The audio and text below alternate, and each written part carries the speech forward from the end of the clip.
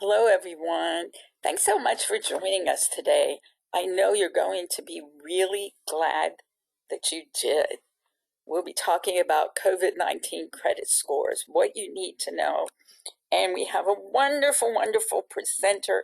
He's always one of our most popular presenters, and he's usually kind enough to do a training for us once a year. So let me tell you that his name is Rod Griffin, and he is the Senior Director of Consumer Education and Advocacy for Experian. And when I turn over the training to him, he can tell you more about himself. We're glad you're here, Rod. So let's start with some commonly asked questions and some suggestions. So Vonda is with us. She's our consultant and our everything wonderful that we need, and she'll be helping us with the Q&A a little later. So you can put in your questions during the session, and we will answer as many as possible at the end. Those would go in the question box, but in the chat box, if Vonda has any messages for you, she will put them there. So we don't share slides. They are proprietary, but the recording will be on our website, our Facebook page, and our YouTube channel. Hopefully later today. Sometimes it takes a little longer. It depends. There's to put your questions in the question box. One very commonly asked question is, are there CEs or certificates of attendance for this webinar? There are not. Sorry, but there are not. So if you have any technical issues, Vonda will have this link in the chat box for you. So here we are, everyone. Mid-August, just about mid-August in 2020. We know that the country is struggling. Millions and millions of people so food insecure, experiencing evictions, and all kinds of other financial problems. And we're here to talk a little bit about that today, and to say that the financial realities of August 2020 is that these experiences are extremely traumatic. It is financial trauma. And what we need to think about with financial trauma is how people experience it. And one of my big concerns, and I've been talking about this in the past few months, is the suicide rate, which did hit its highest level since 1941, 2 years ago. And I do know that calls to suicide lines were up several 100% over the course of COVID. And I just want to caution everyone to remember that this is a true form of trauma, and that pre-COVID, 16% of suicides in the US occurred in response to a financial problem. Again, pre-COVID. And statistically, people who died by suicide were 8 times more likely to have debt. So we at Financial Social Work know that it can be difficult to talk about money, to listen to clients talk about money. So before we go further, I'd like to ask everyone to kind of take a deep breath in and slowly release it. And one more deep breath in. Balance and center yourself. And I'll do the same. And I will start with our financial social work affirmation.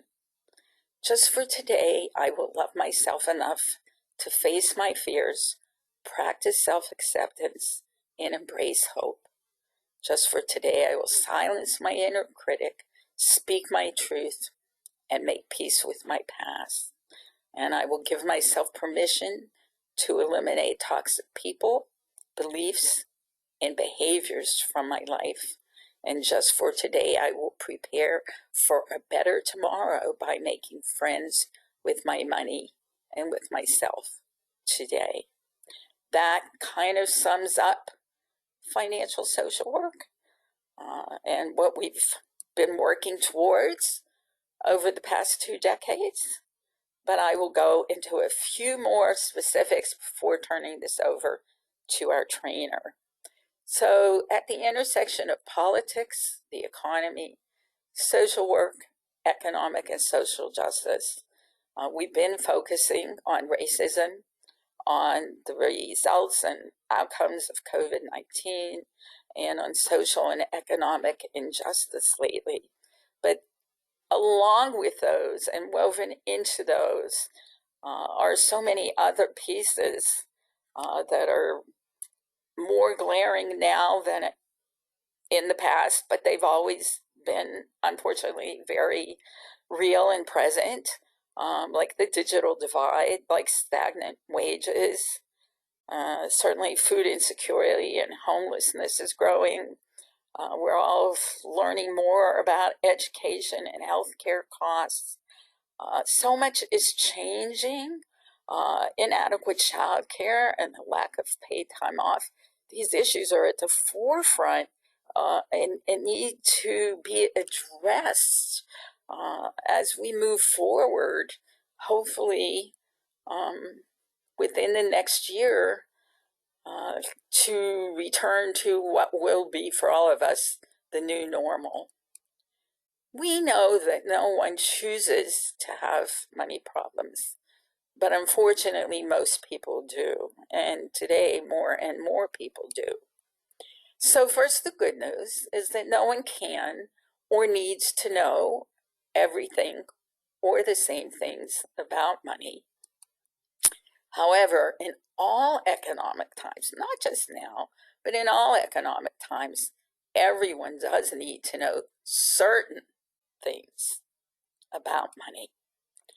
So when we talk about money at the Center for Financial Social Work, we are talking about financial health and financial wellness. And it is our relationship with our money and with ourselves that is at the root of financial health. So it begins with those relationships, and that's very much the focus of financial social work because it drives our financial behavior. And you'll hear me say a few more times before I turn this over to Rod that financial behavior is how we earn, spend, save, share, and borrow. And it is our financial behavior that determines our financial circumstances. So that is absolutely where change happens. And financial social work is a behavioral model. So what makes it financial social work? It's the fact that we go beyond the dollars, cents, debt, and budgets.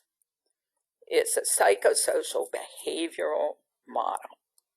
This is what it looks like, right at the core, right at the heart. We explore the fundamentals of financial well-being, the thoughts, feelings, attitudes, beliefs, experience, and values that drive our financial behavior. Again, how we earn, spend, save, share, and borrow. It looks something like this. The model is interactive, reflective, and strengths-based. It's educational, motivational, and supportive, interactive, holistic, and healing, works with individuals and groups. It's multidisciplinary, hopeful, and helpful. Again, we are looking to change the relationship with money, to recognize, embrace, and take ownership of personal financial health, change the relationship with ourselves, self-discovery, self-care, self-healing. If we don't feel good about ourselves, we're not likely to understand our relationship with our money or be willing to take the time and the effort to change that, improve it. We need to change the thinking, and we've talked about thoughts, feelings, attitudes, and beliefs, and the behavior, how we earn, spend, save, share, and borrow. So the goal of financial social work is to make peace with our money and with ourselves. So one quick poll, and then we hand it over to Rod. Let me pull up that poll. There we go.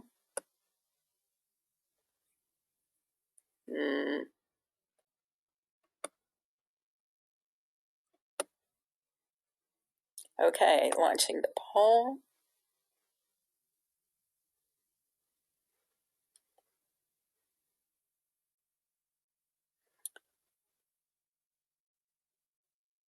Interesting, very interesting to me. And I'll tell you why once we're finished. A little over half of you have voted. We'll give it a few more seconds. Okay. If you want to vote, go ahead. And I'll count down 5, 4, 3, 2, 1. I will go ahead and close it, and I will share the results.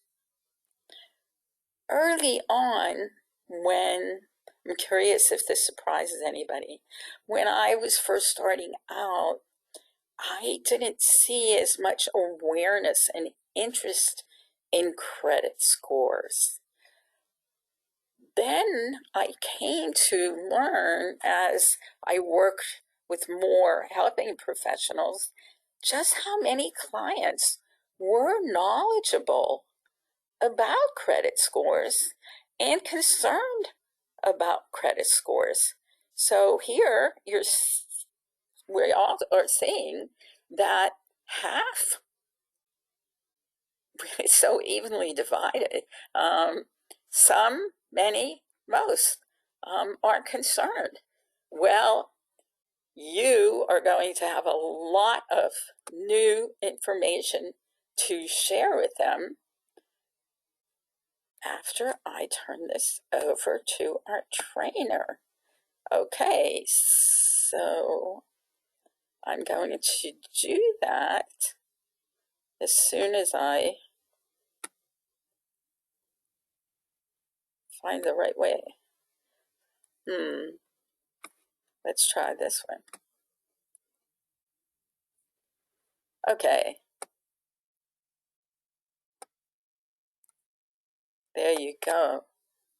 Rod, let's tell everybody about you and share all of your wonderful information. Thank you so much for being here. Rita, thank you so much, and thank you all for joining. I hope I can live up to the billing that Rita has given me. She always sets the bar so high. I'll do my very best. There's so much going on today. Just a bit more, you saw the big paragraph, but just so you get a sense of who I am, I'm Rod Griffin. I'm Senior Director of Consumer Education and Advocacy for Experian. I've been with the company now for over 23 years, so picked up a little bit along the way and hope to share some of what we've learned and some of what's happening now, especially in the environment we're in. It's so unique, so different than anything we've ever experienced. So want to share some of what we're seeing, get your thoughts on a few things as we go along, and talk about what's the same, what's different, what we're seeing and what we're expecting, and some things to think about. So what's the same is where I'll start, and it's pretty obvious. There's still 3 credit bureaus. We're thankful for that, and I am. And so Experian, Equifax, and TransUnion. Most of the information in credit reports remains the same. There are some changes that are unique to the natural disaster or declared disaster that we're part of right now, but we continue to do the same kinds of work. You still continue to see the same kinds of information in your credit report. For the most part, that hasn't changed. You're going to see your identifying information, you're going to see account information, you're going to see bankruptcy public records, although I don't know if we've talked for a while, but all other public records have been removed from credit reports, so you won't see civil judgments, you won't see parking tickets, you won't see library fines. Those went away a long time ago, by the way, but none of those things are part of a report anymore, just bankruptcy. So there have been a few changes in the system itself unrelated to COVID-19, but you'll continue to see the same kinds of information, and just who can get your report hasn't changed either. The same rules still apply. There's no, and I've heard this a couple of times, people are worried about who can get your report. Is there something to do with the emergency situation? There's not. The same permissible purposes still apply. You're applying for credit, you have existing relationships with lenders, there's a subpoena, those same sorts of things that have always applied still apply. So from that perspective, it's pretty normal. We don't have a whole lot to worry about. Again, as we talk about what's in the report, we still need to see your identifying information. There's still 220 million consumers or more with credit reports. We want to make sure we identify you correctly. I did come across and periodically hear this, and actually was doing a training with our own employees, and a new employee asked, can you get a credit report without a social security number? And the answer is yes, and that's a common misperception. You'll still see all of the variations that are reported to us in your name, your address, your social security number. If a lender opens an account and you don't have a social security number, but it's reported to us, we would still have a credit history for you, would still match to that credit history at Experian using the other identifying information that's reported. The account information, it's largely the same. I'll talk about a little bit about what's different here in just a moment. Again, bankruptcy public records are now the only public records we have. We continue, of course, to report inquiries, which are simply records that someone's looked at your credit report. There have been some changes to scoring systems in the way those inquiries are looked at over the last couple of years. So things like medical collections have significantly less impact.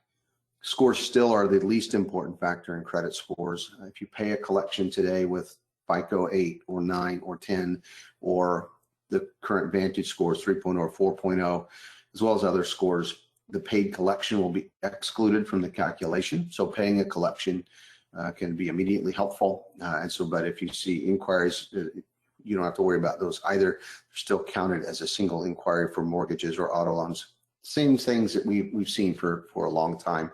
And you would still see dispute instructions in your credit report. So still can expect to see the same information largely from Experian that you would otherwise. I have to pause here in a second. I just saw my wife coming to the door and my dogs will likely bark, so fair warning. I'm going to hit mute for just a second.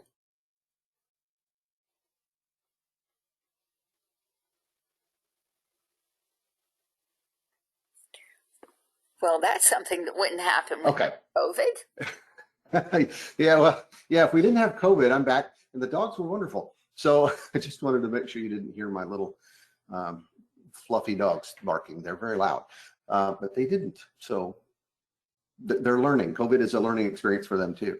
But again, when you look at what you can get in a credit report, as I mentioned, I'll just jump right back in. The permissible purposes are the same. You can open managed credit accounts, you get pre-approved offers of credit. You see employment purposes if you give permission. The challenge is whether or not people are hiring right now. And we hope to see that turn around soon. To underwrite insurance for a business transaction initiated by the consumer. If there are any lawyers on the line, that was written by my legal colleagues, just means you've applied for credit. Court order or federal grand jury subpoena, of course, we will always comply with those legal requirements. Eligibility for government licenses, so they're still checking reports for security clearances and those sorts of things. And of course, getting your own report. There's been a change in terms of getting your own report as well.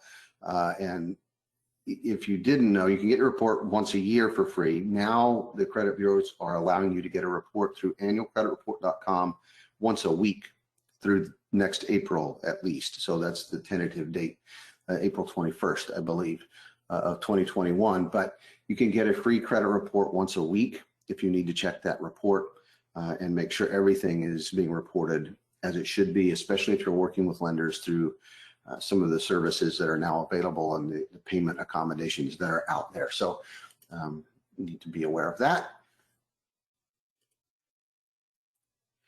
And with that, I have a poll for everybody as we get into some things that are changing and that might be interesting. So I want to get your thoughts, see what you've heard or what you're seeing. And so here's the first poll for the day. And we'll give just a few seconds for you to answer.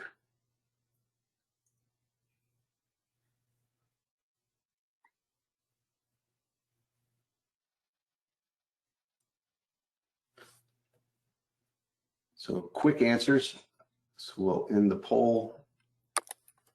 And you all are very well informed, but I do see, in some cases that forbearance, people are concerned that if they have a forbearance on their credit report or deferment, it will hurt their scores. In fact, it will not. So you don't have to worry about that. You can take advantage of those opportunities. So we encourage people to do so. One of the new things that you will see, some of the different things you'll see in your report are, first and foremost, the natural or declared disaster codes that the credit bureaus have made available for a number of years. Typically, they've been regional in nature because they've affected things like earthquakes or fires or hurricanes or tornadoes. And it enables lenders to report accounts as being affected by a natural or declared disaster for the people in those areas that are affected. COVID-19 is different. In the past, it's almost always been a natural disaster. This is a declared disaster, and it's nationwide. So those codes will apply for everyone. And what they do is allow a lender to report an account as being affected by a declared disaster, in this case, COVID-19, and to report that account with a payment accommodation. It might be forbearance or deferment, which is the most common. It might be some other kind of agreement. And the result of that natural disaster code is that the consumer's account will effectively be paused at the point it is in when that code is added and that forbearance begins. So if you have an account and it's current, you enter into a forbearance, that account will continue to be reported with that status. So it will be current throughout that forbearance period while no payments are due.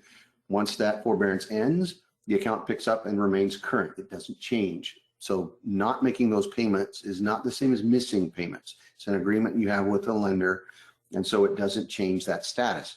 If your account is 30 days late when the forbearance begins, it will remain 30 days late. And when that forbearance period ends, your account will pick up again, the payments will start again with the account reporting as 30 days late. It will not become more delinquent. On the other hand, if you're able to catch up on those late payments and bring accounts current or reduce your balances, those positive things would be incorporated into the credit report so that you can benefit from them. So the negative information is on pause, the positive information will continue and you can make improvements. So don't be worried about making payments or taking steps to improve your credit history or reduce debts if you're in a position to do so. We've also seen impact, of course, from the CARES Act, which is now expired. Congress continues to debate what the next measure will be. We're not sure at this point. The president has, through executive order, theoretically anyway, declared some things that are going to go into place. We don't know yet if that's the case, if there's constitutional debate, all sorts of things that our government is working through right now. So we're not sure exactly what's going to happen, but it has helped reduce previously the impact on consumers, especially those who have federally guaranteed loans like student loans or mortgage loans through Fannie Mae, Freddie Mac that are federally enabled. So it's important to know whether or not you have a private loan or a government guaranteed loan, because the implications may be different. So we want to make sure people are aware, if they look at their report, they know their credit report, that they know whether or not they have a government guaranteed student loan, which was, for example, which was automatically put in deferment or forbearance, or a private student loan, which may not have had that happen. So make sure if you're talking to people and they have student loans, they understand exactly what those agreements are and whether they're federally guaranteed loans or private loans, because it can make a big difference. Now, I mentioned you can get your reports once a week through April of 2021. So take advantage of that if you need to. I don't think that most people will need a report weekly, but there may be instances where it's beneficial. If you, for example, have multiple lenders and you're working with payment accommodations with them, and you want to make sure as you make those changes or reach those agreements, especially initially, that they're being updated. Might make sense to check your report, make sure that the information is becoming updated in the report, reported properly. Keep in mind it can take some time before that information comes to Experian. When you reach an agreement with a creditor, they typically don't report that change until the end of the billing cycle. That could be as much as 30 days from the time that they agree to that forbearance, for example. So you may not see it right away. Don't panic. That doesn't mean it's not happening and doesn't mean it's in place and being abided by. It just means it hasn't been reported to the credit bureau yet. So in those cases, it can make sense to monitor your report a bit longer to make sure everything is as it should be. But watch for those updates. Typically, checking your report once a month, I think in this era of COVID-19 can make sense, just to make sure everything is there and reported properly, especially if you've had any issues with fraud or you're working with your lenders in some way. So you can get it once every 7 days. So it's a calendar week, not a work week. And so, those are sort of the things that we're seeing normally. Today, I'm also encouraging people to look for new tools and resources that are available to help them manage their credit history. I've actually didn't think about this, but I don't know if you've all heard of Experian Boost. I presume you have. If not, it's a service that allows you to give permission to Experian to add your positive cell phone payments or positive utility payments, now even your positive Netflix payments, to your credit report. And to do that, you give us permission to check your checking account or savings account or credit card account that you make that payment through. And then we pull that payment into your report as an account for each of those things. We're seeing scores increase on average about 13 points for 2 out of 3 people. People who have thin credit files or short credit histories, scores of less than 680, we're actually seeing increases of about 19 points. That's important because for people who are struggling or have suffered job loss or reduction in income, and I have 2 daughters who had that happen to both of them, using tools like that may help you bolster your scores and maintain that level as you go through this period. So the message is, look into those kinds of services. If they're right for you, it might make sense. So be aware of them. They're new to the credit reporting industry and the scoring industry, so most people are hearing about it. Make sure that you look into them. It might be a good tool to use. And actually had someone bring that to my attention several weeks ago. I hadn't thought about it, and it was on a live video chat, and somebody said, yeah, they were using that to bump up their score because of COVID-19. And we frankly did not think about a global pandemic as being something that we could help offset the impact of with new data services. So surprised me too. Actual consumers brought this to my attention. So something you might look into and decide if it's right for you. And I always stress that it may or may not be the right thing for you, but it's there. It's a free service, and there are others potentially out there as well. The other thing I would mention is talking to your landlord about potentially reporting your positive rent payments, because positive rent payments can help show that despite everything else that's going on, you are still a good risk. You still continue to pay that rent on time. And to learn how to do that, you can just search Experian Rent Reporting with us. Again, it's free for the consumer. We don't charge.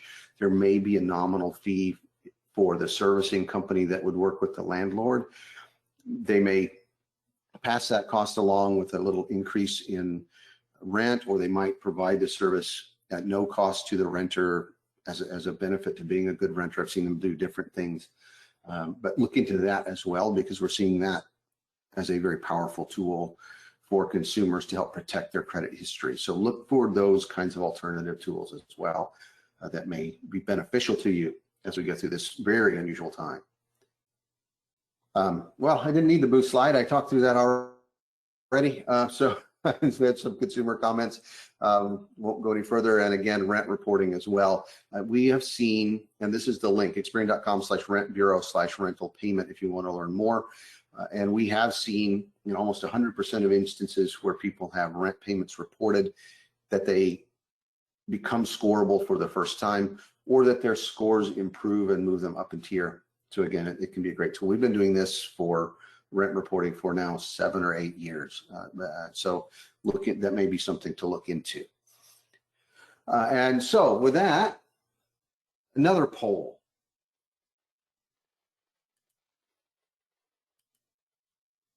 So here's the question of the day, I think. Average credit scores during COVID-19 have gone up, stayed the same, or gone down? What do you think?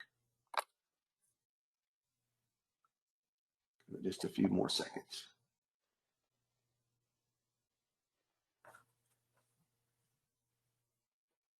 We'll close the poll. It's almost in thirds. Rita, the group seems to be divided pretty equally on your polls and mine both. Right. So the answer will surprise a lot of you, I think, about 2/3 of you. When we look at what's happened as of about mid-July, I don't have data yet for up to this date, but credit scores have actually gone up since January and through the end of May and June. So credit scores have improved by not 1%, so just a few points. So a bit surprising. Scores have gone down. We've seen average balances on debts as a whole decrease. We've seen average credit card utilization go down, so people are reducing the balances on their credit cards. Delinquencies decreased, so people aren't falling behind. They're actually catching up on their debts, and credit scores are going up. The one anomaly was that personal loan balances have increased. And so when you look at those as a whole, and that's very interesting. When you see the average debt balance, for example, has dropped again by about 1%. The average credit card balance, as of our last poll, our last survey, was down about 14%. That's very significant. Loan balances, on the other hand, were up about 2%. So we saw a bit of an increase. The average personal loan balance went from about $15,965 to $16,257. So people were taking on some additional personal loan debt. Utilization rates dropped about 15% overall. They went from 30% on average down to about 25% for individual consumers. So very interesting. And delinquencies dropped about 6%. So from 0.4 per report to about 0.38 per report. Doesn't sound like much, but when delinquencies go down, we typically see scores go up. So the net is that with balances down, utilization rate down, delinquencies down, we're seeing scores improve. That seems a bit contrary and illogical. And the big question is why? And the smaller question is, will it continue? I have some thoughts, but it's really hard to say exactly why. The data shows what it shows. The things that I'm looking at are, what's happening with, people's income and resources. We think about unemployment was huge, but less than 20%. But even at 20%, 80% of our population remained employed, remained steady income, and we're able to continue to make those payments on time. The stimulus from government, I think, helped people through this period and helped them continue to make their payments. Going back to 2008, when the mortgage market crashed and we saw the recession hit, we're seeing some of those same behaviors, I think. In that period, we saw savings rates become positive for the first time. Seeing kind of the same thing here. People stop spending, start saving. It's a little too late at that point, but at least they're saving. We were in a pretty fast spending spree. So we hope that continues. Will it? I don't know. I think it's going to depend on what happens with government. It depends on whether or not we're able to open the economy again. And what happens when we do? Will we be able to get back to the kind of pace that we were at? Will businesses be able to reopen? My fear is that if we stay closed too long, we'll lose too many businesses, particularly small businesses. And so I'm glad I don't have to make that decision, because it's a really, really difficult one in order to reopen and the risk that that entails. So will it continue? I don't know. I hope so. But past experience, if things get back more to normal and the economy starts rolling again, I would expect savings rates to go down and credit card balances to come back up, because that's what we've seen here through these kinds of cycles. To the positive things that we're seeing right now, I think are wonderful in a sense, but the reasons for them are terrible. So we hope to get back to normal fairly soon. And one more poll to see what you think.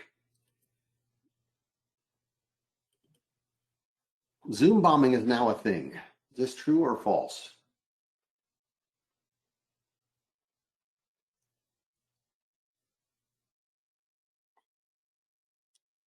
Just a few more seconds here. I think we're locked in. So we'll close the poll. And for those of you who said true, it is. I had no idea what that was until we were doing Zoom all the time. I hope none of you have experienced it. I have not, but I think it's kind of it's funny but frightening because of what they can do. And I raised a question just to introduce this kind of notion. What should we do now while we're working through COVID-19? What are the things we need to think about? How do we protect our credit histories? What kinds of things are threats to us? Zoom bombing being a somewhat less nefarious one in most cases, but there are other things that are happening, I think, that are important for us to consider. As we go through COVID-19 from a credit reporting and scoring standpoint, sounds simple, can be very hard to do, but to whatever extent possible, people need to continue to make their payments on time, or at the very least comply with and meet the requirements of any forbearance or deferment. Keep in mind that lenders don't report accounts late to the credit bureaus for typically 30 to 45 days, or at the end of the first billing cycle, or 30 days after the missed payment, so a full billing cycle from that missed payment. So if you're unable to make a payment on the due date, if you can work with your lender or you can make that payment within a few days, your credit history won't be affected. So don't panic about your credit report at first. Please work with your lender because they are trying very hard to work with people. If you think you won't be able to repay a bill or have reason to know you won't, contact the lender early and work with them often, and especially before the due date, so that they can work with you on options that you may have. And depending on the kind of loan, depending on the kind of agreement you have, there may be more today than there typically were. Again, they may have additional options like forbearance and deferment. They may be able to reduce interest rates. They may be able to do some other things that could help you continue to make those payments. So work with them, especially in this extraordinary time. They are taking extraordinary measures, and it can help protect that credit history. As I mentioned at the beginning, your lender may also include a statement on your credit report that says you were affected by a natural or declared disaster. That statement will help protect your credit history, will tell lenders that you are being impacted and that the account should be treated in forbearance. Scores, for example, with like Vantage Score, when there is a natural disaster statement on the report, that will treat that particular account as neutral, so it will not have a negative effect on your credit scores. So important to have that added and to talk to your lender about doing so. A couple of things to think about too as we go through COVID-19. I've heard from consumers who don't fully understand, particularly the difference between deferment and forbearance, which is really important. With a deferment, you have an agreement with the lender to suspend your payments. Your interest will typically be paused as well, so you won't be paying interest. With forbearance, your payments will be paused, but typically interest continues to accrue. And what I've begun to hear from people is that they didn't understand that. And as part of that forbearance agreement, when that period ends, the agreement requires that they make a lump sum payment to cover that accrual. So they need to make sure that they understand the terms of the agreement they're entered into and what those expectations will be when that forbearance period ends, because they may need to be saving that payment if they can, so that they can make that lump sum payment. Because after that, your credit report continues to the account current, but once forbearance begins, if you can't make that payment, the lender may then report you delinquent following that if you're unable to conform to the terms of the agreement. So make sure you understand what those are, and that I've begun to hear people talk about that and not understand that difference. So it's really important. Of course, you can withdraw from your retirement account. I personally don't recommend that, but there was a reduction in the penalty. You still have to pay yourself back one way or the other. So be sure that you understand what that means if you have a 401k and the implications for your retirement and your future. So it could be a significant reduction in your retirement savings. And back to Zoom bombing, just a few things I thought are interesting and important. Zoom bombing was, as I said, I think it was kind of amusing by some, obscene in some cases, but not terrifying from a personal perspective. On the other hand, what we do know and are seeing is that when people are in a stressful time and they're looking for help, predators come out of the woodwork. And we're starting to see that, or have not started, we've seen it from the beginning. Phishing emails, text messages are coming through. Be sure you know who is contacting you and why. If they're asking for personal information, don't give it to them. Also know, and I heard earlier this week from someone who said they got a phone call from Experian. They did not. We do not make outbound calls. So it will not be a call from Experian. If you get one of those calls, it's not us. The only exception would be if you're working with one of our representatives and you're disputing information or something and they call you back, which you should know that they're calling you. We would let you know that. But we will not make outbound calls asking for your personal information. Not us. And we're seeing similar things for other businesses and companies. Understand the government check issues. You may get a debit card or a prepaid card, pardon me, rather than a check. Be sure you know what that is. There are likely to be payments coming for many people in the near future. Understand it, whether or not you're getting a check from the government or a prepaid card. And if someone claims that they'll cash it for you or can get it for you faster, don't respond, because they're looking for information. We're also we want to help people, and when we see appeals for donations or a nonprofit help, be sure that it's a legitimate nonprofit and that your money will go to the cause it's intended. We're seeing some illegitimate and bad actors in that area. Things for treatment, meaning could potentially be illness, but it could also be things for accounts and what they can do for your credit report. If it sounds too good to be true, it almost certainly is. And of course, things like sales of in-demand products. Snake oil salesmen, used to hear about them in the Wild West. They're still out there today. And they are offering things that aren't available anywhere else. Sounds too good to be true, probably is. You can learn more at this link, and Rita will share the presentation as well. And I always share this information. Where do you get your report? Annualcreditreport.com is the free report under federal law. You can get your report there now once a week again, once every 7 days, not just once every 12 months. And so we encourage people to do so. You can also write or call. It's easiest to do for most people online, and also safest in most cases. It's fast, it's secure, it's encrypted, and so on. And if you're getting a score, well, there will likely be a fee for a score disclosure. Scores are not part of credit reports. Very common misperception. You can also get reports from a number of other sources. We are offering free subscriptions to our monitoring service. You can get a free report and score from our app online at the App Store or Google Play Store. And there are others as well. If you need additional information, check out Experian.com/consumer education. That's the last link there. I would refer you there. We have all of our education brochures.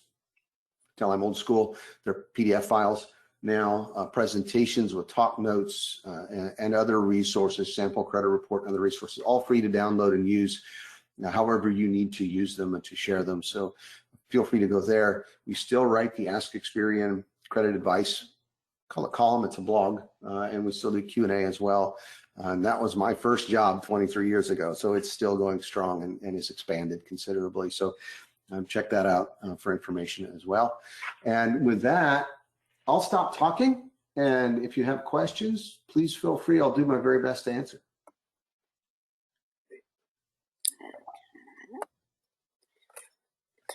And Rita, should I pass it back to you? Absolutely. If I can remember how.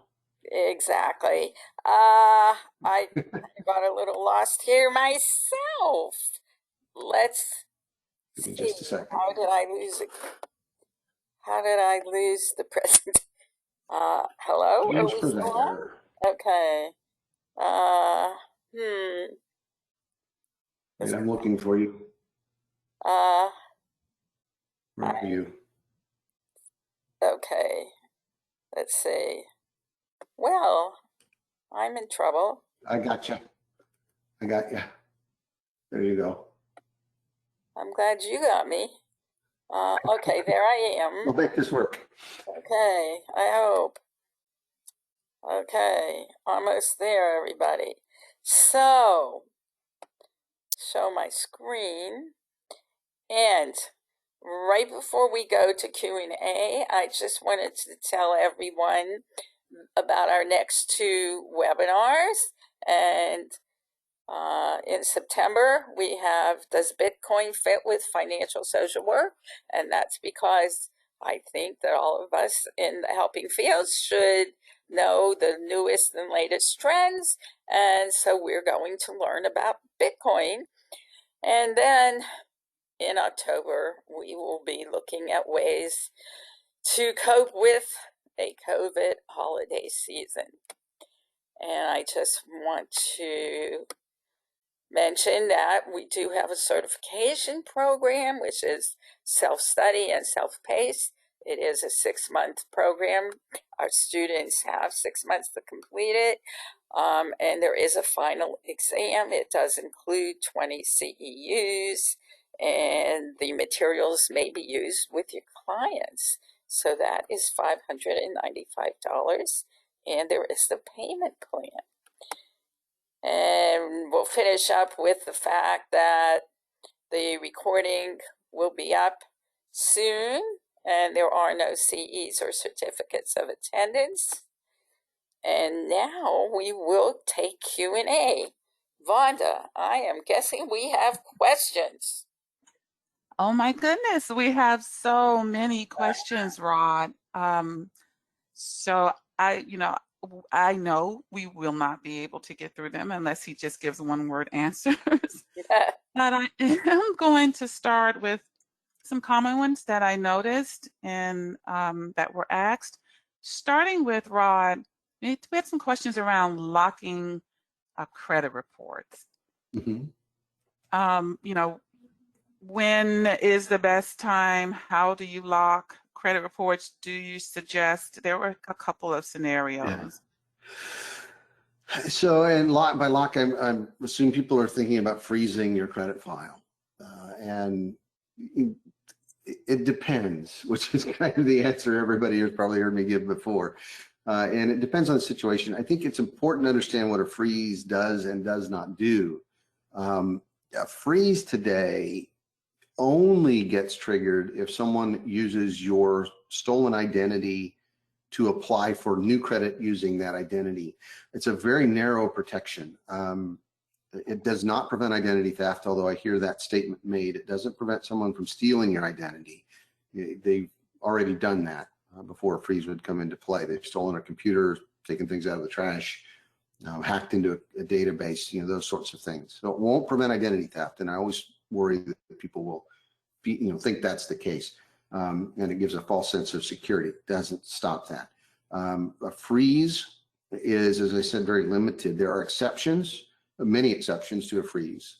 So if you have existing lenders, law enforcement, employment purposes, insurance purposes, leasing, so if you're applying for an apartment, are all exempt from the freeze. So effectively, it is only triggered if someone takes your stolen identity and applies for credit, or if you apply for credit and forget to lift it.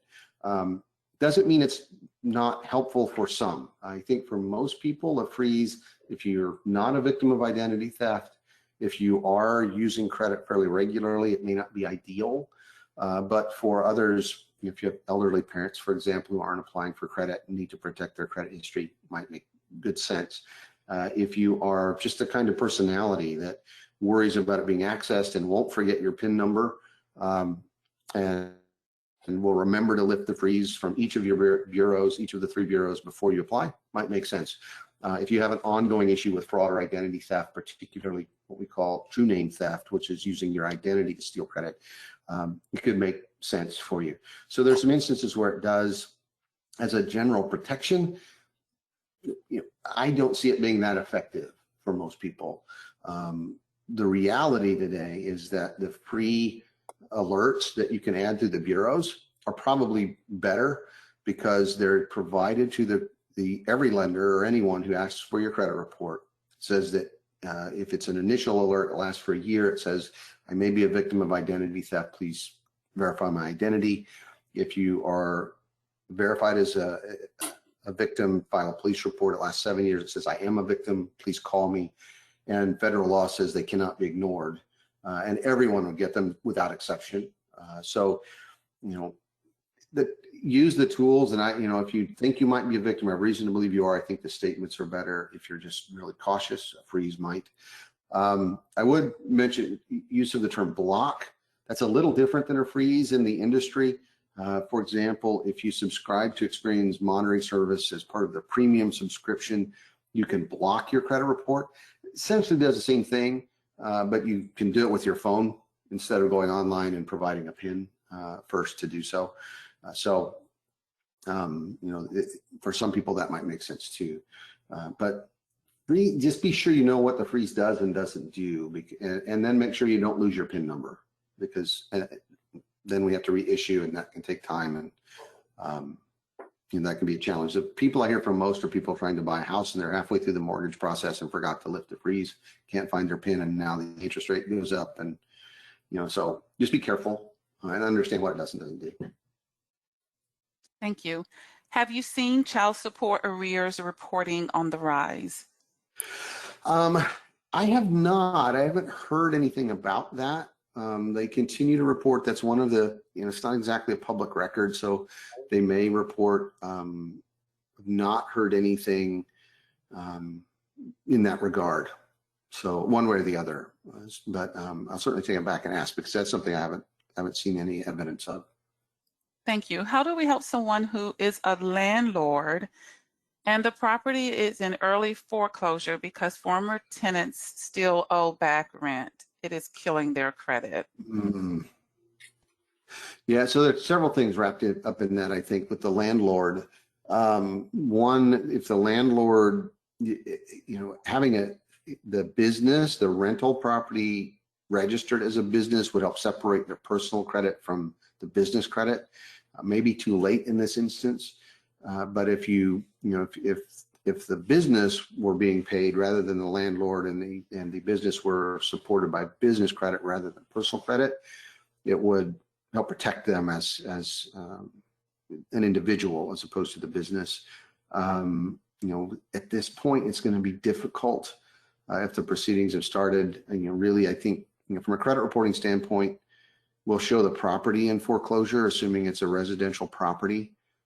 Again, if it were a business and a business property, it wouldn't show in a personal credit report. So that's a tough one. I'm sorry, I don't have a better answer. But talk to an attorney, and because they could tell you better about what recourse you have legally, because it is a legal process. Thank you. Okay. Regarding Experian Boost, how many lenders are actually using the boosted scores to make a credit decision?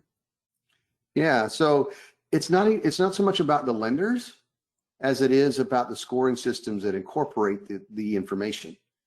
So if a lender uses a FICO 8 score, which is the most common credit score in use today, or FICO 9, FICO 10, Vantage Score 3.0 or 4.0. Those are the most common scores used today.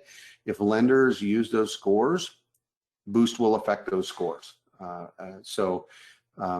Virtually all of them, I guess, is the answer there.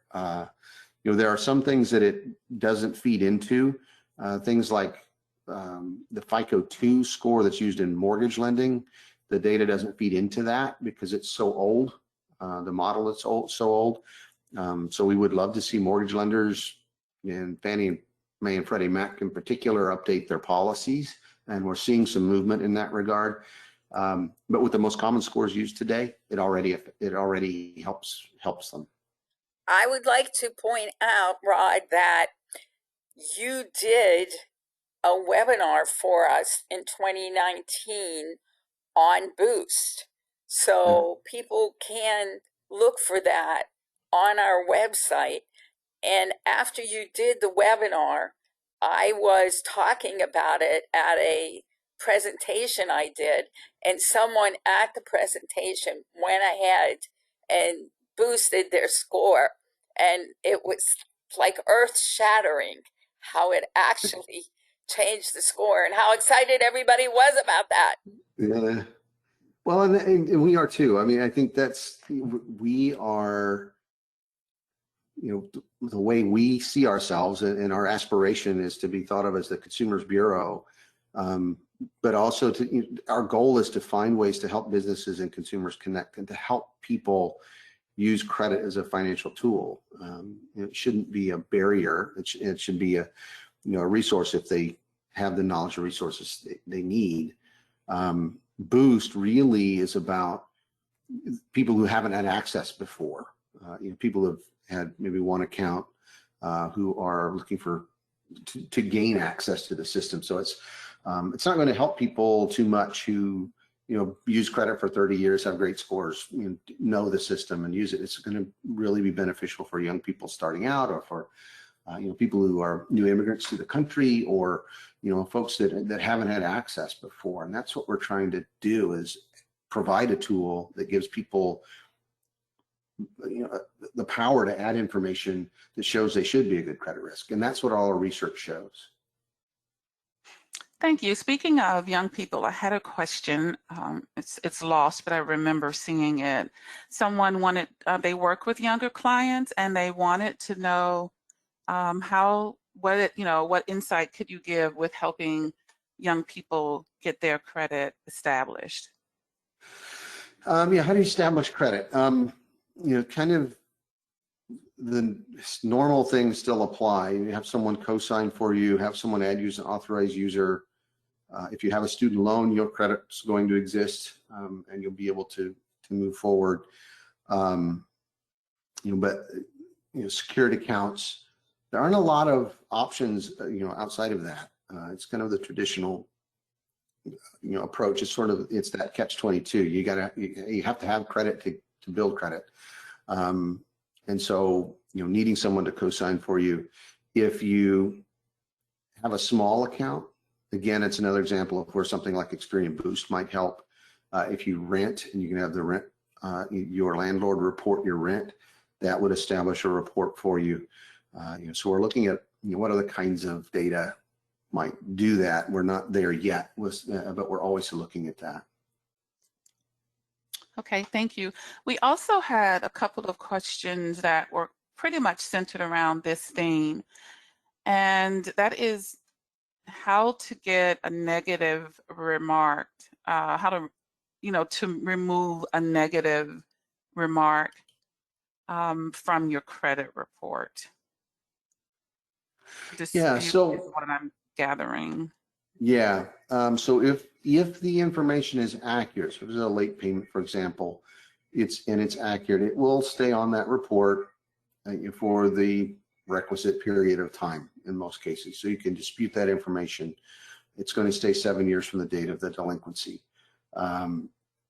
You can always ask your lender, if you just missed one payment, never had any other issues, talk to your lender. They may say, yeah, life happens. They understand that and may agree to remove it. You can always ask. The lender can say yes or no. But what the law says is that we have an obligation to accurately report the history of that debt. And the law says lenders have the same responsibility. The thing to know is that for something like a collection account, if you can pay it in full or reported paid in full, it's the new scoring systems will exclude it from the calculation. So even though it's still in the report, it may not be affecting you. The further in the past a delinquency occurred or negative item occurred, the less effect it has on scores. So, if you can continue to make payments on other accounts and stay current, that will have less and less effect. So it's not permanent in terms of its effect on your creditworthiness, but it never hurts to ask, I guess, is kind of the message. They may or may not agree to take it off. I can tell you though that if there are lenders who are regularly removing accurate information from credit reports, they will come to our attention, and we'll be asking them about our policies as well as the CFPB policies around accurate reporting. So you can always ask.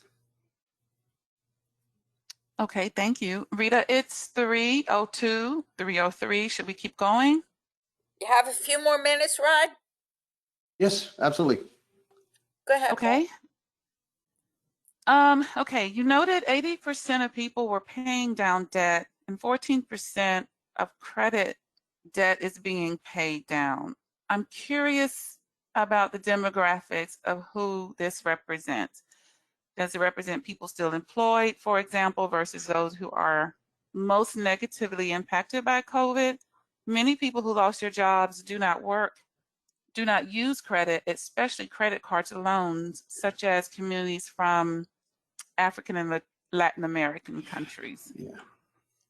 Yeah, and that's just the information that we have in a credit report. The 80%, I may have confused things a bit. When we looked at unemployment rates that were reported by the government, that they topped out at something less than 20% unemployment. So 80% of people were employed. My presumption was those people were able to continue to pay as they were, whether on time or otherwise. Those who were unemployed were likely affected negatively.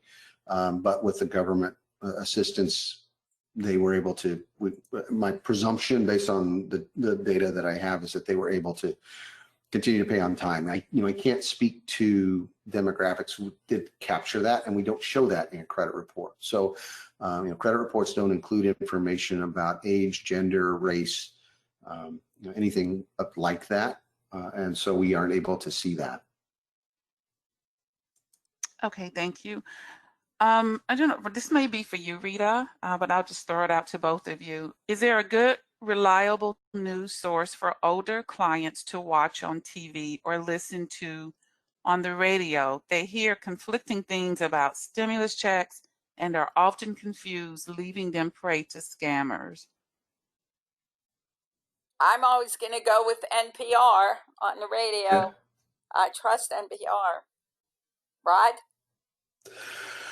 Oh, it's hard. And I was an old reporter, so, wow. It frustrates me too. I talk to reporters all the time, but, with you, NPR is good. I try to kind of mix everything up and find the nuggets of fact where I can. It's difficult, in the traditional media. One of the things I would say is local news. I find, if you're watching your local evening news as opposed to the national news broadcasts, they're better, at least to where I am. One more question. Okay. I guess we'll close it out with, I think I saw a couple that were wondering why their credit scores change or dip between, 10 and maybe 13 points. So it goes, up and then down, a few points. Yeah, they do that all the time. As information in the report changes, your scores will change. Just personal example, my scores, I made some charges on a card, had family visit and some things over the last couple of months. My scores dropped about 16 points. I watch them on the Experian app. I paid down the balances, and at the end of the billing cycle, like I paid them off like I always do. And My scores went up about 13 points, 14 points, and they're coming back up again. And so they reflect, increased balances. They may reflect, accounts that have been opened that are new. It might reflect things that have been paid off. So as all of the information in the report changes, and it changes constantly, the scores will change as they're calculated. So a score just represents your credit history at that particular moment in time. So if you get a report score today, if tomorrow you get a new report and a new score that from the same scoring system, the score could be a bit different, just because something's gotten older, something's fallen off. They go up and down often, kind of like the stock market moves up and down. And so I don't, only not as much generally. They're not that big swing. So they tend to kind of trend up if you're, kind of doing the right things. So don't panic about that. I always tell people, don't look at your scores every day, because that's what you'll see is sort of that wiggle up and down depending on what's happening. If you've made some charges and they've been reported, if you paid things off, if you open a new account, you've applied for new credit, all of those things will cause your scores to fluctuate. You might also be looking at a score if you get them at two different times from different sources. They might be using a different score, or they might get your report from Experian for the first one and Equifax for the second one. That can introduce a bit of difference just because the data might be different, or the algorithm works differently within the Equifax system than the Experian system, just to kind of like the difference between a Mac and a PC. It's kind of the way I describe it. So if you use it, Microsoft Word, it's the same, but it looks a little different on a Mac than it does on a PC. Scores kind of do the same thing. So make sure you're comparing scores that are the same exact scoring model and using credit report data from the same bureau. We don't calculate the scores at the bureaus, and that's a common misunderstanding. We don't own the scores. They belong to FICO or VantageScore, the developer. We provide the information that goes into the report and into the score, and that score is then calculated. Lenders decide which scores to use. If you get a score from Experian through our app, for example, we work with FICO and we have an agreement with them for their score to be used. So they get paid for that score and we get paid for the report. So if a lender gets our information. So that's kind of how that works. Don't panic. Just be consistent and do the same, positive things, and your scores will trend upward, but they'll probably go up and down a little bit. Thank you. Thank you, Vaughn. Rod, excellent, outstanding job. Thank you once again. And I hope we'll get you back here next year sometime after, hopefully, the pandemic has ended. Well, Rita, Vonda, thank you so much. Thank you, everybody. I'm happy to. We don't have to wait a year if you want to hear from me again. Okay. So just let me know. I'm happy to help. Thanks so much. Thanks, Rod. Thanks, everyone. Thanks, everyone. Have a beautiful rest of the day, and we hope to see you back here next month. Stay well, everybody. Bye now.